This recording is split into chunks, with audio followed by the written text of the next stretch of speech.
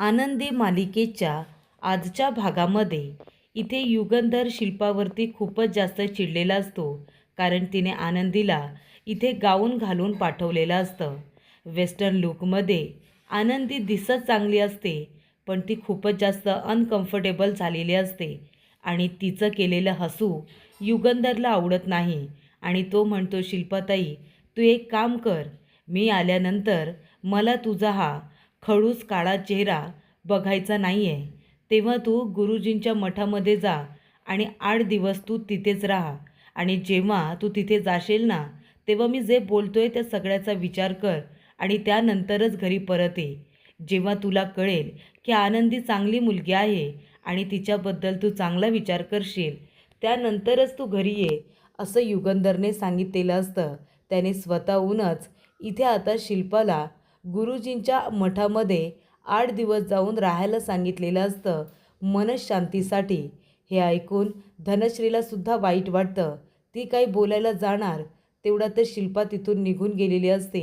तर युगंधरने इथे आता शिल्पाच्या बाबतीत खूपच जास्त योग्य तो निर्णय घेतलेला असतो, तिच्या रागाला कंट्रोल करण्यासाठी. त्यानंतर इथे ही गोष्ट आनंदीला माईंनी सांगितलेली असते. तेव्हा आनंदी म्हणते, माई अहो पण शिल्पाताई माझ्याबरोबर वाईट वागल्या, त्याची एवढी मोठी शिक्षा दिली आहे त्यांना, हे बरोबर नाही आहे. एवढी मोठी शिक्षा मालकसाहेबांनी त्यांना द्यायला नको होती. मी बोलू का मालकसाहेबांबरोबर? त्यांना सांगू का शिल्पाताईंना कुठेही पाठवू नका म्हणून, त्यांना घरीच थांबू दे? मी बोलते मालकसाहेबांबरोबर, त्यांना समजावते. तेव्हा इथे माई म्हणतात, आनंदी गप्प बस, खबरदार काही बोलशील तर. हे बघ, शिल्पाला तिच्या कर्मांची शिक्षा मिळाली, त्याने योग्यतच केले. आता जर तू युगंधरला काही बोलायला गेलीस तर युगंधर म्हणेल की तिथे घडलेल्या गोष्टी तुला इथे कशा काय कळल्या, त्याने तर तुला सांगितलेलं नाही आहे ना, आणि मग आपले हे गुपित त्याला लगेचच कळेल. त्यामुळे आता युगंधरला तू काहीही बोलणार नाही आहेस, कळलं तुला? आता सगळ्यात जास्त महत्त्वाचं काय आहे? सगळ्यात जास्त महत्त्वाचं आहे की तू अवॉर्ड फंक्शनवरती लक्ष दिलं पाहिजे. युगंधरला सपोर्ट करण्यासाठी गेली आहेस ना, मग तू अवॉर्ड फंक्शनवरती लक्ष दे. घरी आल्यानंतर शिल्पाचं काय करायचं आहे ते आपण बघू. तेव्हा आनंदी म्हणत असते की ते बरोबर बोलताय तुम्ही, पण या हीलमध्ये मला चालता येत नाही आहे. एवढं हील घालून मी कधीच चालले नाही आहे. माझ्या पायाच्या नसासुद्धा दुखत आहेत. मी 2 पावलंसुद्धा चालू शकत नाही आहे, तर एवढं कसं चालू? तेव्हा तिथे युगंधर येतो आणि म्हणतो, आनंदी काय गं, काय झालं? कुणाजवळ बोलतेस तू? तेव्हा आनंदी घाबरते. ती माईंजवळ बोलत असते, पण कधी युगंधर येऊन तिच्या समोर उभा राहतो तिचं तिलाच कळत नाही. त्यानंतर इथे आता पृथ्वी मोबाईल बघत असतो. इंटरनेट स्लो झालेला असतो म्हणून चिडचिड करत असतो. तेव्हा तिथे आलेली असते ती म्हणजे इथे आरती. आरती म्हणत असते की पृथ्वी सर, अहो सर्व्हर डाऊन झाला असेल. त्या बिचाऱ्याला किती ताण, एवढे सगळे लोक त्याचा वापर करत असतात ना, म्हणून सुद्धा सर्व्हर डाऊन झाला असेल, हो ना? तेव्हा पृथ्वी म्हणतो, बरं ठीक आहे, मी जरा चाललो आहे शॉपिंगला. आता इथे मुंबईमध्ये आलो आहे, तर बाबांसाठी थोडी शॉपिंग करतो. चल तू पण माझ्याबरोबर. एकटी इथे थांबून काय करशील? तू पण जरा मुंबई बघ कशी असते, कशी लोक फिरतात, तुलाही कळेल. ते म्हणते, नाही नको, मला खूप जास्त कामं आहेत. मला थोडं डिझायनिंगवरती काम करायचं आहे. 1 तासाभरामध्ये खाली जाऊन मला कॅफेमध्ये राघव सरांना भेटायचं आहे. त्यांना काही डिझाईन्स दाखवायच्या आहेत. जर त्यांना डिझाईन्स आवडल्या तर आपल्याला अजून एक डील मिळेल ना. तेव्हा इथे पृथ्वी म्हणतो, हे बघ, आपल्याला अजून एक डील नको आहे. आपल्याला ऑलरेडी एक डील मिळाली आहे. मला जास्तीचं प्रॉफिट नको आहे. जे मिळाले ते खूप आहे. त्या राघवला जाऊन भेटायची काहीच गरज नाही आहे, कळलं तुला? ती म्हणते, पृथ्वी अरे असं काय करतो आहेस? राघव सरांना डिझाईन जर आवडले आणि अजून जर आपल्याला प्रॉफिट झालं तर त्याच्यामध्ये चुकीचं काय आहे? आणि आपण इथे कशासाठी आलो आहे? कामासाठीच आलो आहे ना.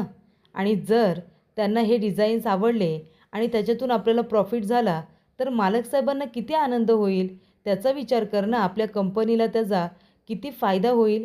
तेव्हा इथे पृथ्वी म्हणतो, हे बघ आरती, कंपनी माझी आहे, मी ओनर आहे ना या कंपनीचा. कंपनीला किती प्रॉफिट हवा आहे किती नको हे मी ठरवणार. त्यासाठी त्या राघवला भेटायची अजिबात गरज नाही आहे, कळलं तुला? आणि हे ठरलं कधी? ती म्हणते आम्ही जेव्हा दुसऱ्या बाकावरती बसून डिस्कस करत होतो तेव्हाच. तो म्हणतो अजिबात नाही, तू त्याला भेटायला जायचं नाही, कळलं तुला? माझ्याबरोबर यायचं असेल तर चल, नाहीतर बस इथेच. ती म्हणते मला तुझी चिडचिड ऐकायची नाही आहे, तू जाऊन ये, मी इथेच आहे. त्यानंतर इथे युगंधर म्हणत असतो की बोलतेस कुणाशी आनंदी? आनंदी म्हणते कुणाजवळ नाही, मी इथे माझ्या मनातल्या मनातच बोलत होते, स्वतःजवळच. तेव्हा इथे युगंधर म्हणतो बरं चल आनंदी, आपली बसण्याची व्यवस्था पुढे केले, आपण तिथे जाऊया. तेव्हा आनंदी जात असताना हाय हिल्स असल्यामुळे तिचा पाय मुरगळतो आणि ती पडणारच असते. तेवढ्यातच युगंधर फिल्मी स्टाईलमध्ये जसं सावरतात तसं आरतीला इथे आता आनंदीला सावरत असतो. आणि आनंदीला सावरल्यानंतर इथे आता माई आप्पा बघा, त्यांना किती आनंद झालेला असतो. आणि इथे आनंदीला सावरल्यामुळे सगळेजण तिथे जमलेले लोक टाळ्या वाजवत असतात, त्यांना इथे शुभेच्छा देत असतात. त्यांचा हा मोमेंट सगळेजण एन्जॉय करत असतात. तेव्हा इथे विद्याधरला प्रचंड राग येत असतो. युगंधर आनंदीची ज्या पद्धतीने काळजी घेत असतो आणि आनंदीसुद्धा त्याला सपोर्ट करत असते, या सगळ्याचा त्याला प्रचंड राग येत असतो. तर इथे आरतीने आता फोन केलेला असतो राघवला. तेव्हा आरती म्हणत असते राघव सर, सॉरी माफ करा, पण मला तुम्हाला कॅफेमध्ये भेटता येणार नाही आहे. तेव्हा इथे राघव म्हणतो का, पण आपल्याला डिस्कशन करायचं होतं ना? तेव्हा ती म्हणते हो करायचं होतं, पण पृथ्वी सर काही ऐकत नाही आहे. ते म्हणाले की आता बाकीच्या गोष्टी नको, म्हणजे जे काही डिझाईन वगैरे आहे ते आपण त्यांना पाठवून देऊ. राघव सर, मला येता येणार नाही आहे, असं आता ती म्हणत असते. तेव्हा राघव म्हणतो की असं काय करते आरती मॅडम, आहो तुम्ही या, पृथ्वीला कसं मॅनेज करायचं आहे ते मी करेन, त्याला समजावेन मी, पण तुम्ही तर या ना, आपल्याला कामाबद्दल तर बोलायचं आहे. ती म्हणते ठीक आहे, मी प्रयत्न करते. तेव्हा इथे आता लगेच आनंदी म्हणते सॉरी सॉरी युगंधर सर. तेव्हा तो म्हणतो काय झालं आनंदी? तेव्हा आनंदी म्हणते काही नाही, माझी हील तुटली वाटतं. सॉरी मालक साहेब, मी इथे आल्यापासून प्रयत्न करते की माझ्यामुळे काही प्रॉब्लेम व्हायला नको, पण बघा ना, आल्यापासून काही ना काहीतरी प्रॉब्लेम माझ्यामुळे होतोच आहे. खरंच सॉरी, माझ्यामुळे तुम्हाला मान खाली घालावी लागते ना, खरंच सॉरी मालक साहेब. तेव्हा युगंधर म्हणतो अगं ठीक आहे ठीक आहे, काहीच प्रॉब्लेम नाही आहे, हा हिलमध्ये तुला चालता येत नाही आहे, हा प्रॉब्लेम खूप जणांचा असतो. तेव्हा ती म्हणते पण आता मी कशी चालू, हिल तर तुटली. युगंधर म्हणतो काहीच प्रॉब्लेम नाही आहे, आनंदी दुसरा पाय दे बरं. ती म्हणते काय करताय तुम्ही मालक साहेब? तो म्हणतो दुसरा पाय दे, मी दुसरी हिल आहे ना ती पण तोडून टाकतो. तुला हिलमध्ये प्रॉब्लेम होतोय ना, मग आपण दुसरी हिलसुद्धा तोडून टाकूया, म्हणजे तुला चालता तरी येईल कम्फर्टेबल, बरोबर ना? तेव्हा तो स्वतःच्या हाताने तिची चप्पल काढतो, दुसरी हिल तोडतो, तिच्या पायामध्ये चप्पल घालतो सुद्धा. तेव्हा सगळे लोक आता युगंधर कशा पद्धतीने आनंदीची काळजी घेतोय हे बघत असतात. तेव्हा युगंधर एक बायको म्हणून तिच्या पाठीशी खंबीरपणे उभं आहे आणि लोक त्याचं कौतुक करतायत. ही गोष्ट विद्याधरला आवडत नाही. विद्याधर म्हणत असतो की हा युगंधर बायकोची खूपच जास्त काळजी घेतोय, तिला हवं नको ते सगळंच बघतोय. आता मला काही ना काहीतरी केलं पाहिजे. या आनंदीला आणि युगंधरला अशी आता मला शिक्षा द्यायची आहे ना की आनंदीच्या चेहऱ्यावरचं हसूच निघून जाईल. खूपच जास्त मालक साहेब करते ना. आणि हां, युगंधरसुद्धा नवीन बायकोची लईच जास्त काळजी घेत आहे. मला आता दोघांनासुद्धा धडा शिकवायचा आहे, काहीतरी मलाच केलं पाहिजे. त्यानंतर इथे आरती काम करत बसलेली असते. तेव्हा इथे दरवाजा नॉक होतो. आरती म्हणत असते मला असं वाटतंय पृथ्वी असेल. उगाच त्याला सांगितलं ना तर चिडचिड करत बसेल. त्याला सांगते वॉकला जाते आणि मग मी राघव सरांना भेटायला जाते कामानिमित्त. तेव्हा इथे राघव आता तिथे आलेला असतो. आरतीला वाटतं पृथ्वी आहे, पण राघव असतो. तो कॉफी घेऊन तिथेच आलेला असतो. तेव्हा तिथे आरती म्हणते की राघव सर तुम्ही इथे? तो म्हणतो हो, रिसेप्शनकडून मी तुझा नंबर घेतला, रूम नंबर, आणि मी इथे आलो कामानिमित्त बोलायला. तू काय खाली आली नाहीस, मग मीच इथे आलो.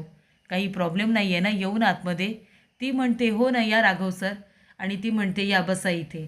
तेव्हा राघव आजूबाजूला बघतो. त्यानंतर आरती आता बसलेली असते, तो सुद्धा बसतो. ती म्हणते हे बघा, मी जे जे डिझाईन आधी तयार केलेत ना ते सुद्धा डिझाईन दाखवते आणि नवीन डिझाईन तर तुम्ही बघितलेलेच आहेत. त्यानंतर ज्या डिझाईनवरती तिने पुन्हा काम केलेलं असतं त्या छान छान डिझाईन्स ती राघवला दाखवत असते. तेव्हा ती म्हणत असते की सॉरी मला येता आलं नाही. तो म्हणतो काहीच प्रॉब्लेम नाही आहे, म्हणून तर मी इथे आलो आहे ना. तुमच्याबरोबर काम करताना मलासुद्धा छानच वाटतं. आणि त्यानंतर तो येऊन आता पटकन तिच्या शेजारीच बसतो आणि तेव्हा ती डिझाईन्स दाखवत असताना तो लगेच तिचा हात पकडतो. तेव्हा इथे आरतीला खूपच जास्त राग येतो. इथे आता राघवने बोलता बोलता तिचा हात पकडलेला असतो ते आपल्या हाताला झटका देते आणि त्याचा हात बाजूला करते. त्यानंतर इथे विद्याधरला युगंधरचा पचका करायचा असतो. तो खिशातून पैशांचं बंडल काढून 2 आता मीडियावाल्यांना देतो आणि म्हणत असतो की माझं एक काम करायचं, मी जसं म्हणेन तसंच करायचं. आणि तो 2 मीडियावाल्यांना युगंधरला इंग्रजीमध्ये प्रश्न विचारायला सांगतो आणि म्हणतो की त्याचा पचका करायचा.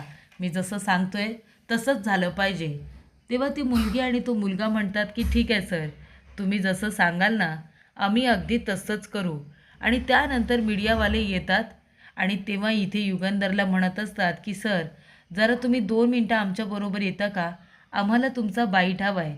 तेव्हा तो म्हणतो आनंदी, अगं मला पत्रकार लोक बोलवत आहेत इंटरव्ह्यूसाठी, मी त्यांच्याशी थोडं बोलून आलोच बरं का. बरं मी काय म्हणतो, अरे आम्हाला शुभेच्छा वगैरे देतेस की नाही, एवढं मोठा म्हणजे पत्रकार परिषद इथे बोलावले, सगळ्यांसमोर मला बोलायचं आहे, शुभेच्छा दे. ती म्हणते मालक साहेब, अहो संकटांना तुम्ही शुभेच्छा देता, मी काय तुम्हाला शुभेच्छा देऊ. तरीसुद्धा तुम्हाला बरं वाटणार असेल तर तुम्हाला खूप खूप शुभेच्छा, इंटरव्ह्यू तुम्ही चांगला द्या, ठीक आहे. तेव्हा युगंधर म्हणतो ठीक आहे आनंदी, तू इथेच बस, मी इंटरव्ह्यू देऊन आलोच हां. तेव्हा तो आता पत्रकारांसमोर जाऊन उभा राहतो. तेव्हा मराठीमध्ये पत्रकार जे त्याला प्रश्न विचारत असतात त्या सर्व प्रश्नांची उत्तरं तो देत असतो. की तुम्ही एवढा मोठा बिझनेस कसा सुरू केला, कसा इथपर्यंत आणला, त्याचबरोबर तुम्हाला कुणाचा पाठिंबा मिळाला, तुम्ही आत्ताच्या जनरेशनला, आत्ताच्या यूथला ज्यांना बिझनेस करायचा आहे त्यांना तुम्ही काय सांगाल. तो म्हणतो की मी कुठल्याही संकटांना घाबरलो नाही, रिस्क घेण्याला मी घाबरलो नाही आहे. आणि महत्त्वाची गोष्ट म्हणजे आत्ताच्या यूथला ज्याला बिझनेस करायचा आहे, जे नवीन आहे त्यांना मी हेच सांगेन की संकट आली म्हणून हार मानू नका आणि माघार घेऊ नका, लढत राहा. लढत राहिलं ना तर एक ना एक दिवस यश आपल्याला नक्की मिळतं. त्यामुळे आपण लढत राहायचं, आपण प्रयत्न करत राहायचं, असं युगंधर आता त्यांना सांगत असतो. आणि त्यानंतर मराठी लोकांनी प्रश्न विचारून झाल्यानंतर इथे आता इंग्रजी पत्रकार प्रश्न विचारायला सुरुवात करतात. ते म्हणतात की सर, मग तुम्ही हा बिझनेस सुरू करायची आयडिया तुम्हाला कुठून मिळाली, त्याचबरोबर तुम्हाला कुठल्या लोकांचा पाठिंबा मिळाला. आणि ते इंग्रजीमध्ये विचारत असतात, इथपर्यंत येता येता तुम्ही काय काय फेस केलं. म्हणजे त्यांना आता मुद्दामून सांगितलेलं असतं विद्याधरने की इंग्रजीमध्ये विचार, कारण का इथे आता युगंधरला इंग्रजी येत नसते. तो म्हणतो बोला बोला आता बिझनेस टायकून, ग्लोबल आयकॉन, आता बोला ना तुम्ही. इंग्रजीमध्ये तुला बोलताच येत नाही अनाडी, मला सगळं काही माहिती आहे. तो पत्रकार म्हणतात काय झालं सर, अहो तुम्ही आमच्या प्रश्नाचं उत्तर का देत नाही, तुम्हाला बोलायचं नाही आहे का. तेव्हा इथे अप्पा वगैरे म्हणत असतात की बघतेस ना, हे सगळे पत्रकार आहे ना मुद्दामून करतायत, मुद्दामून आपल्या युगंधरला त्रास देत आहेत असं मला वाटतंय. तेव्हा इथे आता हे सगळं आनंदीला समजतं, कारण ते लोक बोलत असतात अरे देवा, युगंधर का गप्प बसला, त्याची का मान खाली गेली. तेव्हा आनंदी म्हणते काय झालं माई सांगा ना. माई म्हणतात अगं ते पत्रकार आहेत ना मुद्दामून इथे आपल्या युगंधरला इंग्रजीमध्ये प्रश्न विचारतायत. ती म्हणते हां मग काय झालं, आपले मालक साहेब तर हुशार आहेत ना, सर्व प्रश्नांची उत्तरं अगदी पटापट देतील, मला माहिती आहे ना.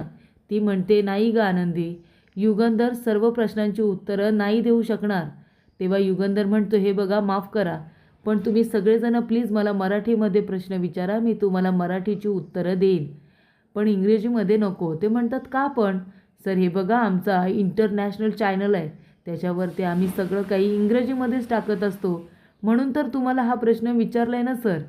तेव्हा इथे माई म्हणतात अगं आनंदी, आपल्या युगंधरला इंग्रजी कशी बोलता येईल, तो शिकलेला नाही आहे, त्याला लिहिता वाचता नाही येत आणि इंग्रजी तर त्याला कळतसुद्धा नाही आणि बोलतासुद्धा येत नाही. त्याला एवढा मोठा पुरस्कार भेटणार आहे, पण त्याची छबी आता तिथे काय होईल की तो शिकलेला नाही आहे, तो अनाडी आहे, तरीसुद्धा एवढा मोठा बिझनेसमॅन कसा. त्यानंतर हे प्रश्न कुणालाही पडणार नाही, सगळेजण त्याची इज्जत घालवतील.